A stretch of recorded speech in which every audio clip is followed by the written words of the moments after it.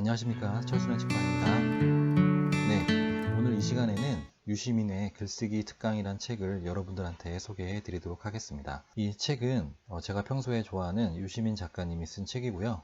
유시민 작가님은 출간한 거의 모든 책이 베스트셀러에 오르면서 글을 잘 쓴다는 말을 평소에 많이 들었다고 합니다. 그리고 어떻게 하면 글을 잘 쓸 수 있는지에 대한 질문도 많이 받았다고 합니다. 그래서 이 책 유시민의 글쓰기 특강을 통해 30년 동안 쌓아온 작가로서의 글쓰기 비법을 잘 설명해 주고 있습니다. 이 책은 논리적 글쓰기의 일반론과 논술시험 실전 요령 두 권으로 기획된 책 중에서 첫 번째 책이라고 합니다. 시나 소설이 아닌 논리적 글쓰기를 잘하고자 하는 사람들을 위한 책입니다. 첫 문장을 시작하는 법부터 주제를 제대로 논증하는 법, 글쓰기에 도움이 되는 전략적 도서 목록 등 실용적이면서 유익한 정보가 많이 담겨져 있습니다. 고전 작품부터 헌법재판소 결정문까지 다양한 예문을 사용하여 잘 쓴 글과 못 쓴 글을 비교하는데요. 자칫 어렵고 추상적으로 느껴질 수 있는 글쓰기를 쉽고 흥미진진하게 이해할 수 있게 도와줍니다. 자기소개서 등 논리적 글쓰기를 잘 쓰고 싶은 독자라면 이 책이 많이 도움이 될 것 같으니 한 번씩 읽어보시기를 추천드립니다. 본격적인 책 내용에 앞서서 이 책의 구성은 총 8장으로 구성되어 있습니다. 목차를 보면 논증의 미학, 글쓰기의 철칙, 책 읽기와 글쓰기, 전략적 독서, 못난 글을 피하는 법, 아날로그 방식 글쓰기, 글쓰기는 축복이다, 시험 글쓰기 이렇게 총 되어 있습니다. 이 구성 중에서 제가 여러분들에게 소개해드릴 부분은 2장 글쓰기의 철칙 부분과 5장 부분을 여러분들한테 소개해 드리도록 하겠습니다. 네, 페이지는 61페이지고요. 제2장 글쓰기의 철칙 중에서 글쓰기를 하려면 무엇부터 시작을 해야 할까라는 질문부터 시작하는 내용이 있습니다. 이 부분을 여러분들한테 잠깐 읽어드리도록 하겠습니다. 글쓰기를 하려면 무엇부터 시작해야 할까? 텍스트 발췌 요약부터 시작하는 게 좋다. 글쓰기에는 비법이나 왕도가 없다. 지름길이나 샛길도 없다. 그래서 다들 비슷비슷한 이야기를 할 수밖에 없다. 무슨 특별한 비법이 있는 것처럼 말한다면 거짓말일 가능성이 높다. 무허가 비닐하우스에 태어난 사람이든 은수저를 물고 태어난 재벌가 상속자든 글쓰기를 할 때는 만인이 평등하다. 잘 쓰고 싶다면 누구나 해야 할 만큼의 수고를 해야 하고 써야 할 만큼의 시간을 써야 한다. 큰 돈을 주고 유명한 작가를 불러 24시간 가정교사로 붙여놓아도 본인이 노력하지 않으면 헛일이다. 하지만 스스로 의지를 가지고 훈련만 한다면 선생님이 없어도 괜찮다. 글쓰기는 머리로 배우는 게 아니라 몸으로 익히는 기능이기 때문이다. 아무리 뛰어난 헬스 트레이너의 지도를 받아도 실제 몸을 쓰지 않으면 복근을 만들지 못하는 것처럼 아무리 훌륭한 작가의 가르침을 받아도 계속 쓰지 않으면 훌륭한 글을 쓸 수 없다. 글쓰기에는 철칙이 있다고 생각한다. 유시민 작가님은 글쓰기에는 철칙이 있다고 생각한다고 합니다. 첫째, 많이 읽어야 잘 쓸 수 있다. 책을 많이 읽어도 글을 잘 쓰지 못할 수는 있다. 그러나 많이 읽지 않고도 잘 쓰는 것은 불가능하다. 둘째, 많이 쓸수록 더 잘 쓰게 된다. 축구나 수영이 그런 것처럼 글도 근육이 있어야 쓴다. 글쓰기 근육을 만드는 유일한 방법은 쓰는 것이다. 여기에는 예외는 없다. 그래서 철칙인 것이다 라고 되어 있습니다. 글쓰기에도 근육이 있다라는 말이 적절하게 다가왔고요. 이 두 가지가 실질적으로 이 책의 핵심 내용이라고 볼 수 있습니다. 많은 내용이 있지만 글쓰기에는 철칙이 있고 많이 읽고 많이 쓰면 글을 잘 쓸 수 있다 말씀해 주고 계십니다. 다음은 글쓰기의 철칙 첫 번째를 좀 자세하게 말씀을 해주고 계시는 부분이 있어서 그 부분 다시 한번 보도록 하겠습니다. 페이지는 74페이지입니다. 어떤 글을 잘 썼다고 할까? 시와 소설 같은 문학 작품은 객관적인 기준을 세우기 어렵다. 그러나 논리글은 다르다. 논술시험 답안, 문학평론, 신문기사와 칼럼, 연구 논문, 보도자료 같은 글은 어느 정도 객관적인 기준을 정할 수 있다. 나는 두 가지가 제일 중요하다고 생각한다.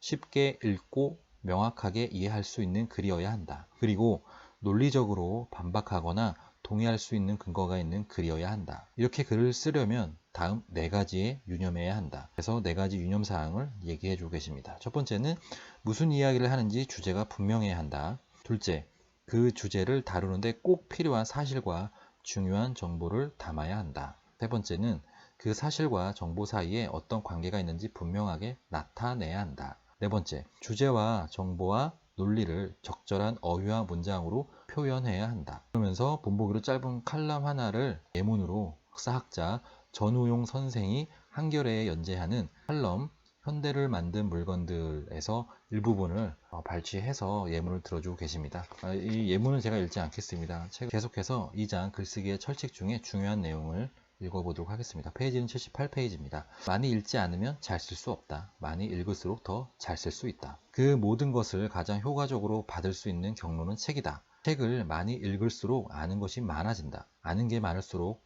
텍스트를 빠르게 독해할 수 있고 정확하게 요약할 수 있다.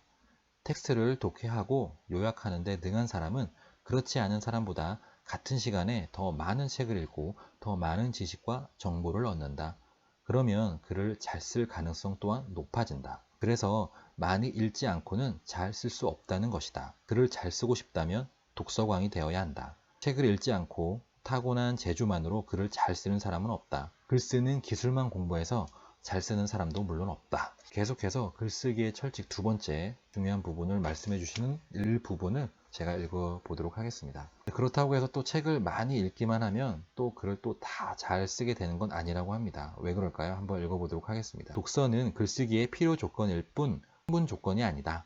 독서와 글쓰기는 밀접한 관계가 있지만 똑같지는 않다. 나는 초등학교에서 고등학교까지 한문을 배운 세대에 속한다. 한자가 섞인 글을 읽는데 큰 어려움을 느끼지 않는다. 그렇지만 아는 한자라고 해서 손으로 쓸 수 있는 것은 아니다. 책을 많이 읽어서 아는 게 많고 말로는 잘 표현하는 사람도 글을 많이 쓰지 않으면 잘 쓰지 못한다. 여기에서 논리적 글쓰기의 두 번째 철칙이 나온다. 쓰지 않으면 잘 쓸 수 없다. 많이 쓸수록 더 잘 쓰게 된다. 글쓰기의 근육이 부실한 사람은 무엇보다 첫 문장을 쓰는데 어려움을 느낀다. 앞에서 본 전우영 선생의 칼럼 첫 문장은 대단한 매력이 있다. 역사상 가장 많은 사람을 죽인 살인마는, 이렇게 시작하는 예문을 읽는 것도 중요하지만 책을 많이 쓰는 것도 중요하다는 얘기를 예문을 들어서 설명해 주고 있습니다. 다음에 이 책에 보시면 5장에 못난 글을 피하는 법도 되게 중요하다라고 말씀해 주고 계시거든요. 그 부분을 제가 한번 읽어보도록 하겠습니다. 못난 글은 다 비슷하지만 훌륭한 글은 저마다 이유가 다르다. 사람들은 글을 멋지게 쓰고 싶어서 문장론을 공부한다. 훌륭한 글을 필사하기도 한다. 모두 필요한 일이다. 하지만 문장론을 공부하고 훌륭한 작가의 문장을 모방한다고 해서 반드시 좋은 문장을 쓸 수 있는 것은 아니다. 훌륭한 글을 쓰고 싶으면 잘 쓴 글을 따라 쓰는데 그치지 말고 잘못 쓴 글을 알아보는 감각을 키우려고 노력해야 한다. 현악기 연주를 비유하고 있는데요. 글쓰기는 현악기 연주와 닮은 데가 있다.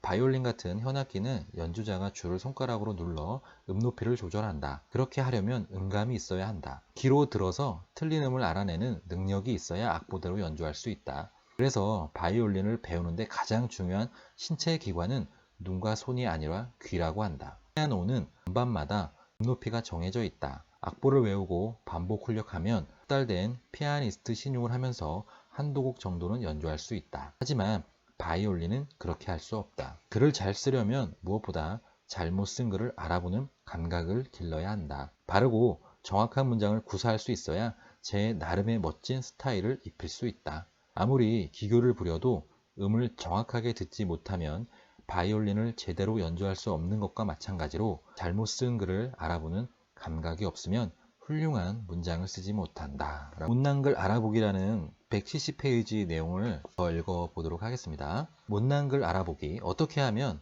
잘못 쓴 글을 알아볼 수 있을까? 책에서는 되게 간단하게 설명해주고 있습니다. 방법은 쉽고 간단한 방법이 있다. 텍스트를 소리내어 읽어보는 것이다. 그냥 입으로 소리내어 읽기 어렵다면, 또 듣기에 좋지 않다면, 뜻을 파악하기 어렵다면 잘못 쓴 글이다. 이런 글을 읽기 쉽고 듣기 좋고 뜻이 분명해지도록 고치면 좋은 글이 된다. 별로 어려울 것이 없다. 누가 쓴 글이든 이 기준을 적용하면 된다.